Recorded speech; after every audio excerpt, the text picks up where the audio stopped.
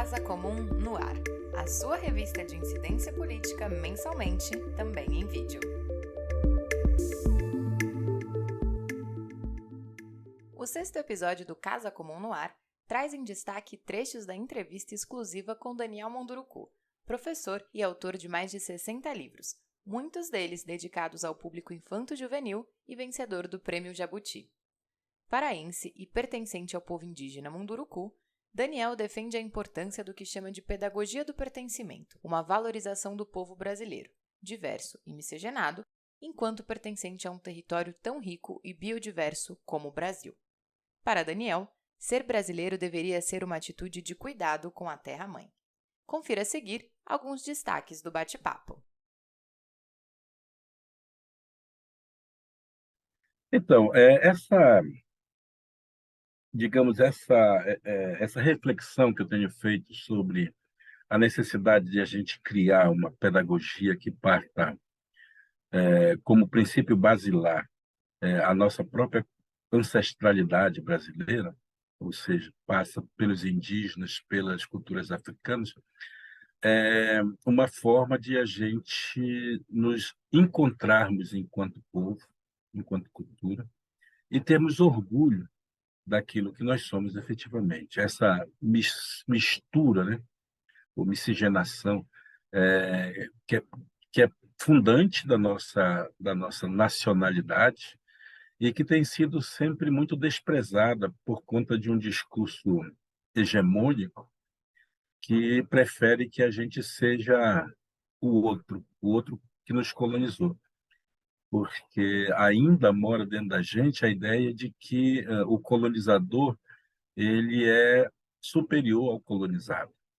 E se dentro da gente mora o colonizado, dificilmente a gente consegue se libertar dessa ideia e, portanto, a gente não consegue avançar na busca daquilo que seria a nossa ancestralidade, de fato, aquilo que seria a nossa identidade, de fato, né? Uma identidade brasileira calcada justamente no sentido de pertencer a esse lugar, a essa terra, a esse território, a esse grande, grande território chamado Brasil.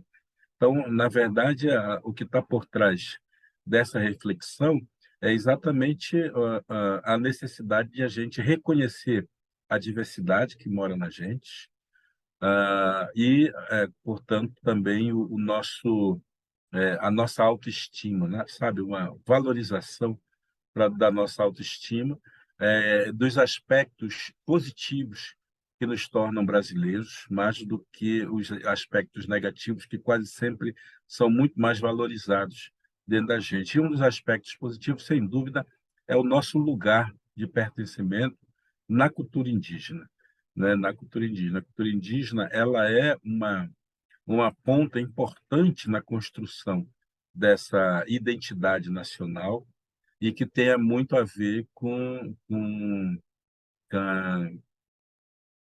uma necessidade, eu diria, de nos empoderarmos dessa ideia de que nós somos partes desse lugar e que, portanto, a gente tem que tomar conta dele, né? E tomar conta significa valorizar as nossas riquezas, valorizar o nosso patrimônio material, patrimônio imaterial, as nossas histórias, as nossas tradições, tudo aquilo que o colonizador chama de folclore e que para a gente, na verdade, é uma realidade, né? É a realidade que se impõe e que a gente precisa dominar isso como parte integrante do que nós somos. É mais ou menos isso. A grande riqueza que o Brasil tem é o seu meio ambiente, é o seu território. Na medida em que a gente vai começar a pensar o território como parte de nós, naturalmente a gente vai começar a ter também um cuidado com esse lugar. E tendo esse cuidado, a gente vai se descobrindo cada vez mais pertencendo a ele, né? É em cima eu diria que é em cima dessa estrutura viva que é o próprio planeta, mas sobretudo em se pensando no Brasil, né? É a parte principal do nosso lugar porque tem a ver, como eu dizia, com as origens ancestrais e, portanto, tem a ver com o entendimento que os indígenas têm sobre o que é ser, né? E aí eu sempre falo do pertencer, porque é justamente disso que se trata, né? Ser, para o indígena, é justamente estar em conexão permanente com todos os seres vivos, ainda que não humanos, não é? Numa conexão permanente. Não, o ser brasileiro deveria ser justamente uma atitude de cuidado com esse lugar, com a terra-mãe, né? E que, portanto, nos levaria a um comprometimento com esse lugar, um comprometimento de cuidado. E a terra, como é generosa, né, como a natureza é generosa, ela vai nos oferecer condições plenas para experimentarmos esse ser, né? Então, tem muito a ver justamente com isso que você dizia, né, de cuidado com a natureza, dessa troca permanente entre nós e a natureza. E isso, eu diria até que nos tornaria, quem sabe, no mundo, uma, uma espécie de nova nação, sabe, de uma nova gente, porque ao mesmo tempo que a gente estaria se satisfazendo, e isso tem a ver com a exploração também de riqueza, tem a ver com a economia, né? Tem a ver com a sustentação nossa, material, né? Isso não está desprendido do fato das nossas necessidades materiais, né? Isso está conectado com elas. Só que é uma conexão que não nos desprende, não nos desloca. Pelo contrário, ela nos loca, nos localiza cada vez mais para que a gente se comprometa com esse espaço, levando em consideração o próprio jeito, a própria pedagogia da natureza, né? Que é justamente a pedagogia é, é, sistêmica, né? Que é uma pedagogia da generosidade, que é uma pedagogia da partilha, né? Então, a natureza, ela nos ensina isso.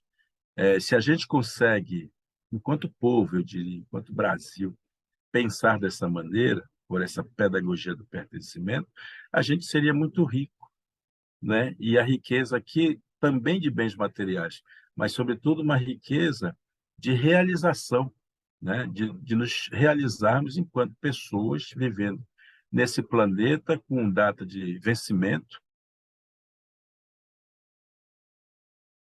Devo confessar que não tenho a mínima ilusão de que as pessoas, os poderosos, né? Aqueles que dominam o poder e que teriam nas mãos a possibilidade de resolver alguma coisa em direção da manutenção da terra-mãe, eu não me iludo de que eles não estão dispostos de fato, fazer essa mudança.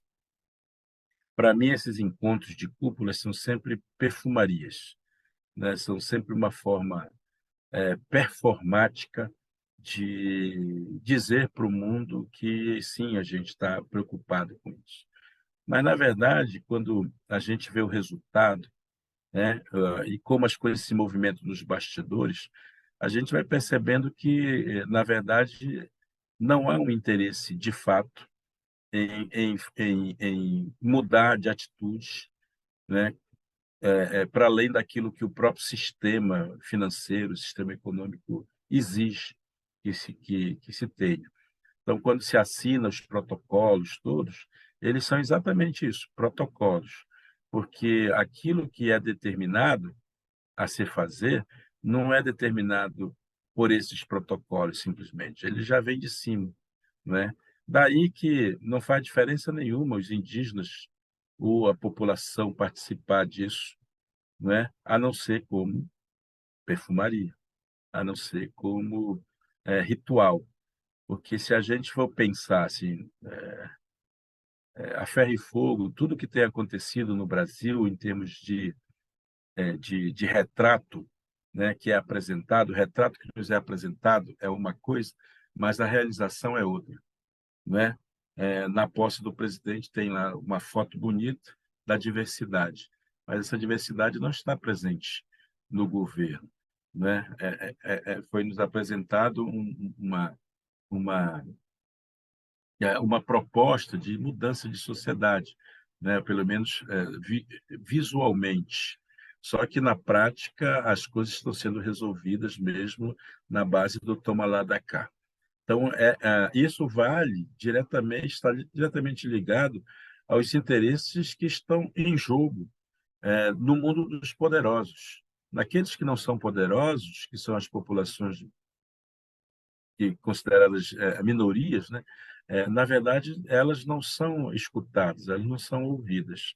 Ora, imaginando que a gente quisesse alterar alguma coisa, era imprescindível que as vozes que protegem esse espaço, esse lugar, essa Amazônia toda, elas fossem protagonistas nisso. Seriam vozes que teriam que ser não apenas ouvidas, porque colocar pessoas para falar, como você bem lembrou, fazer um discurso bonito, né, no encontro mundial de lideranças, isso e nada é a mesma coisa, é a mesma coisa. Então, eu não, todo esse escarcéu que fazem, esse modo de tratar o tema, né, vão levar a COP para Belém, a próxima, em 25, acho, vão levar para Belém, Belém já está se preparando para isso, tal, tal, tal.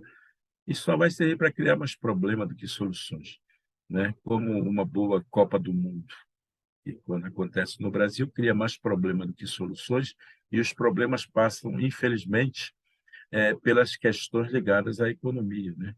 E aí como o povo é tratado, porque vão se criar visualmente, perfumaria mais uma vez, vão se criar visualmente mudanças, mas depois que todo mundo vai embora, tudo volta a ser como antes, né? Os recursos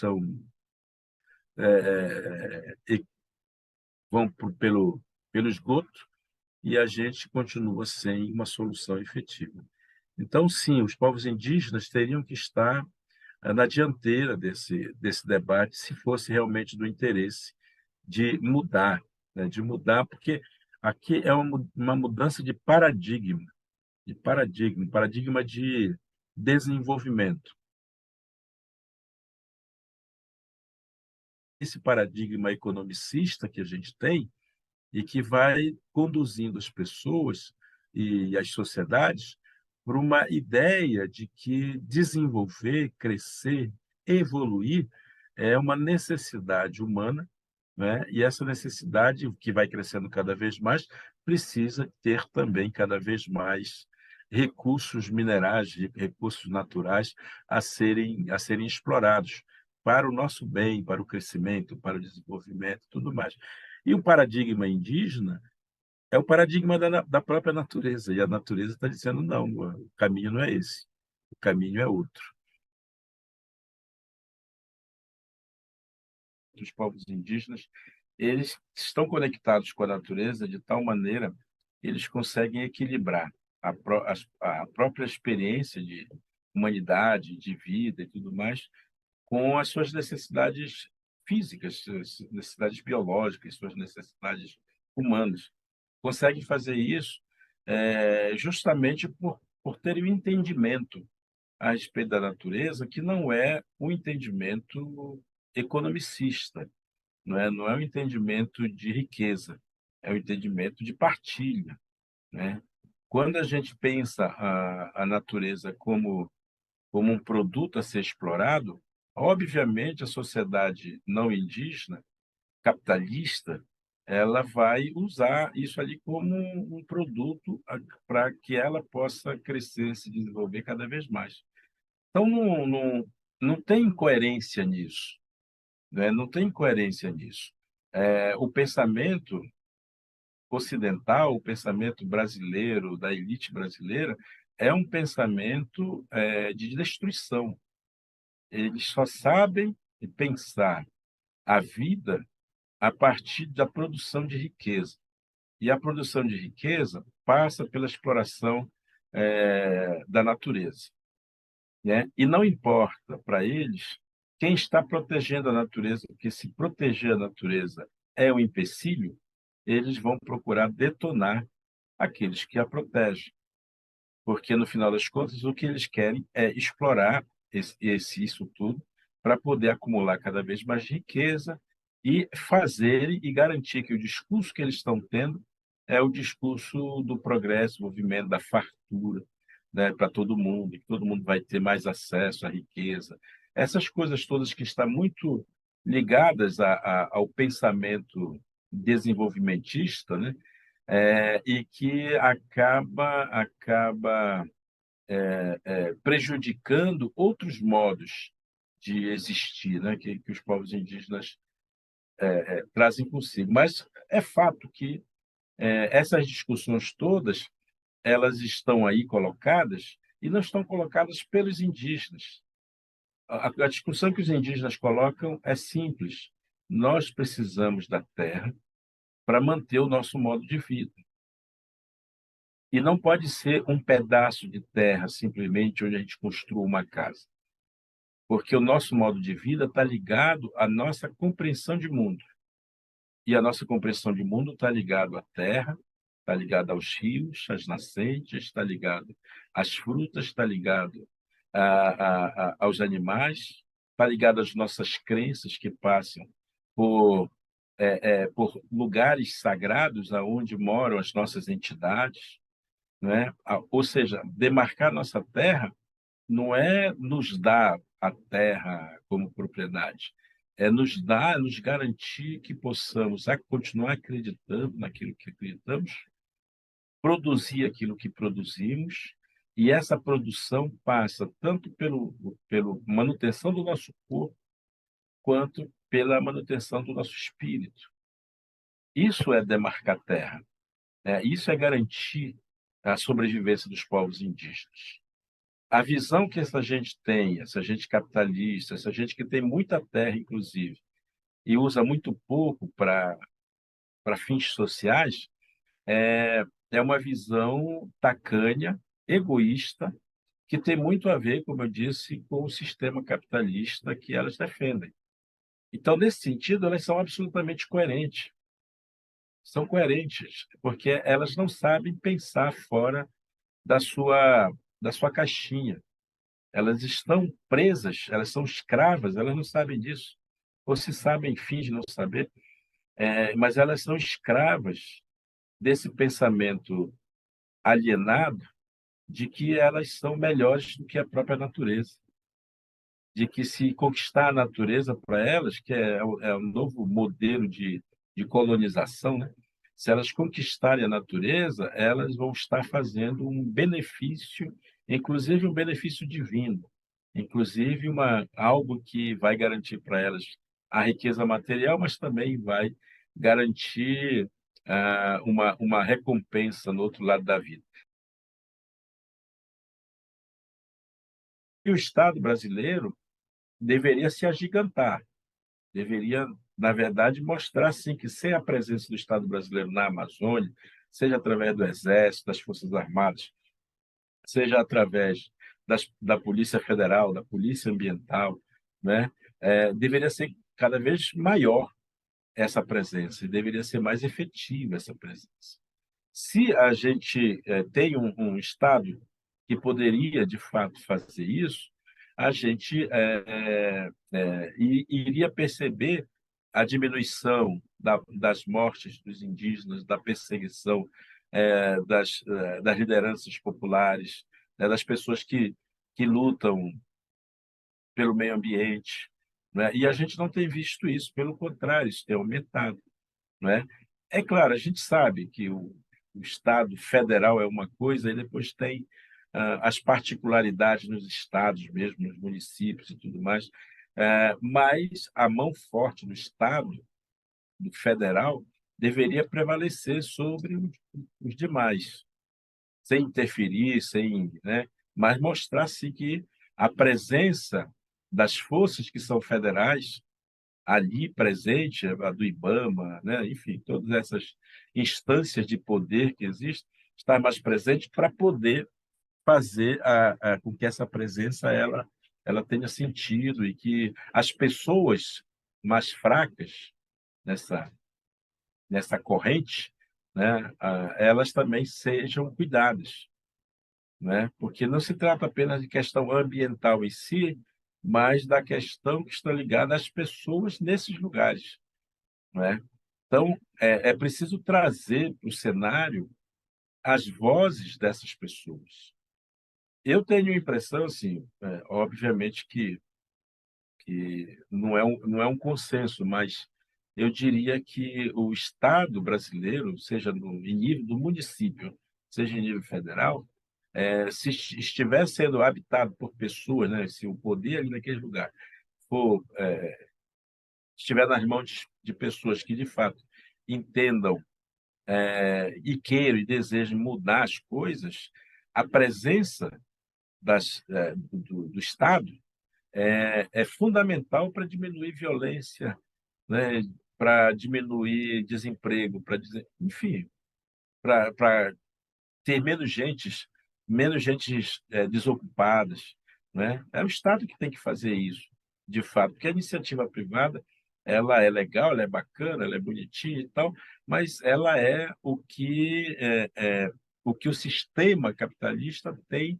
de melhor em nível de egoísmo, né? E de individualismo. Então, o Estado tem que ser amplo, tem que ter uma visão mais ampla. E se a gente não consegue perceber isso no Estado, a gente não vai perceber isso, essa diminuição, né, desses conflitos todos.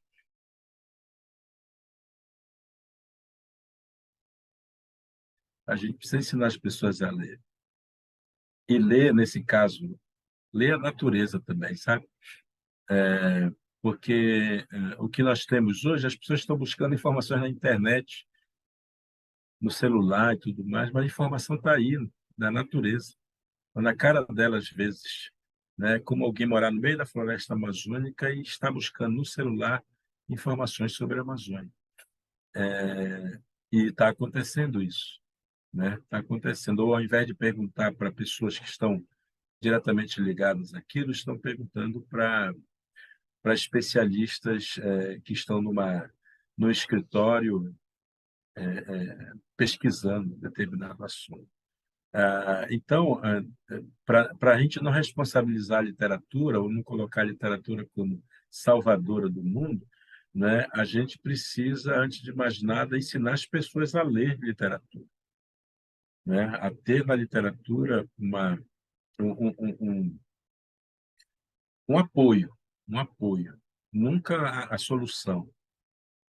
Então, a gente precisa ajudar os nossos jovens a ler, a ler o mundo, a ler a realidade e, eventualmente, buscar nas leituras de livros da literatura algum apoio para que eles possam se fundamentar, né, e possam alimentar a sua esperança, alimentar o seu desejo de mudança, de transformação, porque eu acho que o que a literatura faz é exatamente isso, nos colocar, nos dá a possibilidade de encontrar dentro da gente alguma expectativa, alguma esperança para que a gente atue no mundo, né? Para que a gente realmente se perceba agente da mudança, da transformação.